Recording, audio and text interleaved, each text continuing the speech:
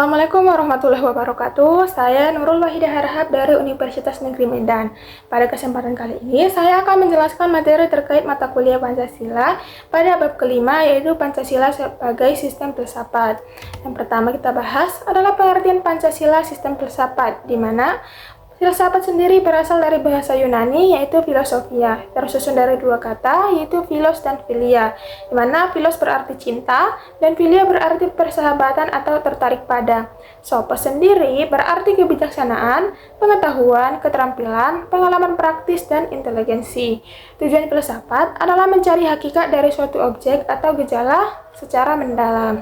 Di sini ada pengertian filsafat menurut filsuf, antara lain yaitu menurut Plato, filsafat adalah pengetahuan yang berminat mencapai pengetahuan yang asli. Menurut Al-Farabi, filsafat adalah ilmu tentang alam maujud, bagaimana hakikat yang sebenarnya.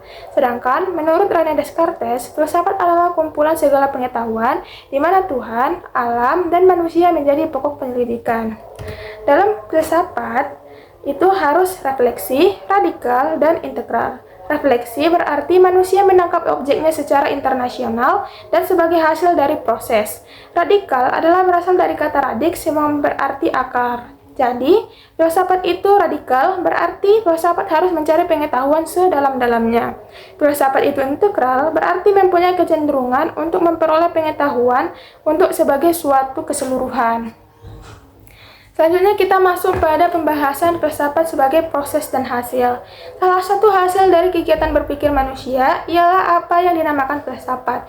Filsafat merupakan kreasi akal manusia sebagai jawaban atas persoalan-persoalan ataupun rahasia-rahasia alam semesta. Dapat disimpulkan bahwa filsafat sebagai proses dan produk berpikir manusia merupakan pemikiran teori tentang Tuhan, alam semesta, dan keseluruhan yang mencakup hidup manusia yang ada di dalamnya, untuk kemudian bagi manusia pemikiran teoritis itu dipergunakan sebagai pandangan dunia. Sistem filsafat ini terbagi menjadi 4. Yang pertama adalah metafisika, di mana asal mula segala sesuatu yang ada dan mungkin ada. Yang kedua ada epistemologi, yaitu cabang filsafat mempelajari seluk-beluk pengetahuan. Yang ketiga ada aksiologi, yaitu cabang filsafat yang merupakan persiapan untuk menelusuri hakikat nilai. Yang keempat ada logika, yaitu aturan-aturan berpikir rasional. Sistem filsafat menurut Louis of Katzoff adalah kumpulan ajaran yang terkoordinasi. Suatu sistem filsafat haruslah memiliki ciri-ciri yang tertentu berbeda dengan sistem lain, misalnya sistem ilmiah. Selanjutnya kita masuk pada pentingnya Pancasila sebagai sistem filsafat. Pentingnya Pancasila sebagai sistem filsafat ialah agar dapat memberikan pertanggungjawaban rasional dan mendasar mengenai sila-sila dalam Pancasila sebagai prinsip-prinsip politik agar dapat dijabarkan lebih lanjut, sehingga menjadi operasional dalam penyelenggaraan negara, agar dapat membuka dialog dengan berbagai perspektif baru dalam kehidupan berbangsa dan bernegara, dan agar dapat menjadi kerangka evaluasi terhadap segala kegiatan yang bersangkut paut dalam kehidupan bernegara, berbangsa, dan bermasyarakat. Selanjutnya kita masuk pada kesatuan sila-sila Pancasila sebagai suatu sistem, di mana ciri-ciri kefilsafatan itu terbagi menjadi 4. Yang pertama, sistem filsafat harus koheren, artinya berhubungan satu sama lain secara rutin. Pancasila sebagai sistem filsafat, bagian-bagiannya tidak saling bertentangan meskipun berbeda, bahkan saling melengkapi dan tiap bagian mempunyai fungsi dan kedudukannya sendiri. Ciri kefilsafatan yang kedua yaitu sistem filsafat harus bersifat menyeluruh, di mana artinya mencakup segala hal dan segala yang terdapat dalam kehidupan manusia. Pancasila sebagai filsafat hidup berbangsa merupakan suatu pola yang dapat mewadahi semua kehidupan dan dinamika masyarakat Indonesia. Ciri yang ketiga yaitu sistem filsafat harus bersifat mendasar. Artinya, suatu bentuk perenungan mendalam yang sampai ke inti mutlak persoalan sehingga menemukan aspek yang sangat fundamental. Pancasila sebagai sistem filsafat dirumuskan berdasarkan inti mutlak tata kehidupan manusia menghadapi diri sendiri, sesama manusia, dan Tuhan dalam kehidupan bermasyarakat, berbangsa, dan bernegara.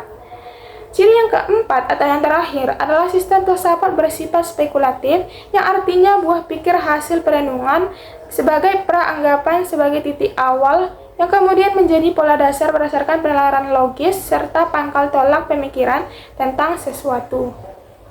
Selanjutnya kita akan membahas tentang kesatuan sila-sila sebagai sistem filsafat. Yang pertama yaitu filsafat Pancasila sebagai genetipus objektivus dan genetipus subjektivus.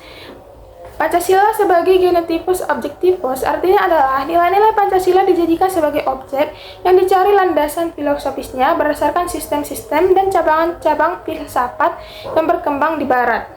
Pancasila memenuhi 4 syarat yaitu causa materialis atau asal mula bahan, di mana bahasa Indonesia adalah sebagai asal dari nilai-nilai Pancasila, sehingga Pancasila itu pada hakikatnya nilai-nilai yang merupakan unsur-unsur Pancasila digali dari bangsa Indonesia yang berupa nilai-nilai adat istiadat kebudayaan serta nilai-nilai religius.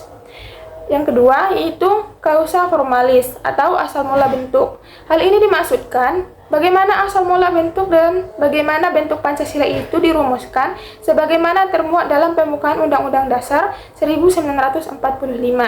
Yang ketiga yaitu causa efisien atau asal mula karya. Causa efisien yaitu asal mula yang menjadikan Pancasila dari calon dasar negara menjadi dasar negara yang sah. Yang keempat yaitu causa finalis, di mana adalah asal mula tujuan, yaitu Pancasila dirumuskan dan dibahas dalam sidang-sidang para pendiri negara. Tujuannya adalah untuk dijadikan sebagai dasar negara. Pancasila sebagai genetipus subjektivus artinya adalah nilai-nilai Pancasila dipergunakan untuk mengkritisi berbagai aliran filsafat yang berkembang, baik untuk menemukan hal-hal yang sesuai dengan nilai-nilai Pancasila maupun yang tidak sesuai dengan Pancasila. Selanjutnya kita masuk pada landasan ontologis Pancasila.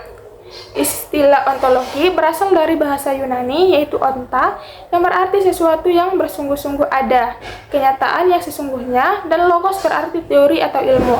Jadi, pandangan ontologi dari Pancasila adalah Tuhan, manusia, satu, rakyat, dan adil. Jadi, untuk memahami kesesuaian antara landasan sila-sila Pancasila dengan hakikat sifat serta keadaan negara, maka terdapat 3 teori atas hubungan di antara 2 hal yang dibandingkan. Yang pertama adalah asas hubungan yang merupakan sifat atau kualitas. Yang kedua, asas hubungan yang berupa bentuk, luas dan berat atau kuantitas. Dan yang terakhir, asas hubungan yang berupa sebab dan akibat atau kausalitas. Selanjutnya kita masuk pada yang ketiga, yaitu landasan epistemologi Pancasila, di mana epistemologi berasal dari bahasa Yunani yaitu episteme dan logos. Episteme biasa diartikan sebagai pengetahuan atau kebenaran dan logos diartikan pikiran dan teori. Epistemologi adalah cabang filsafat di penyelidiki sejarah kritis hakikat, landasan, batas-batas, dan patokan kesahihan pengetahuan.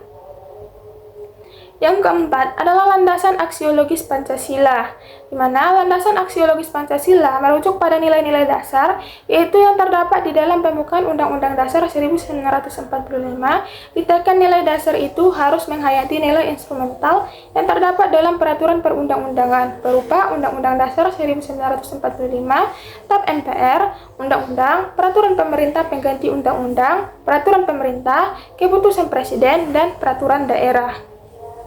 Selanjutnya kita masuk pada hakikat Pancasila, di mana kata hakikat dapat diartikan sebagai suatu inti yang terdalam dari segala sesuatu yang terdiri dari sejumlah unsur tertentu dan mewujudkan sesuatu itu sehingga terpisah dengan sesuatu lain yang bersifat mutlak. Jadi, terkait dengan hakikat sila-sila Pancasila, pengertian kata hakikat dapat dipahami dalam 3 kategori. Yang pertama adalah hakikat abstrak, atau disebut juga dengan hakikat jenis atau hakikat umum yang mengandung unsur-unsur yang sama, tetap, dan tidak berubah. Yang kedua adalah hakikat pribadi, yaitu sebagai hakikat yang memiliki sifat khusus, artinya tidak terikat pada barang sesuatu. Yang terakhir adalah hakikat konkret, yang berarti bersifat nyata, sebagaimana dalam kenyataannya. Hakikat konkret Pancasila terletak pada fungsi Pancasila sebagai dasar filsafat negara. Sekian penjelasan materi yang dapat saya sampaikan. Kurang dan lebihnya saya mohon maaf. Assalamualaikum warahmatullahi wabarakatuh.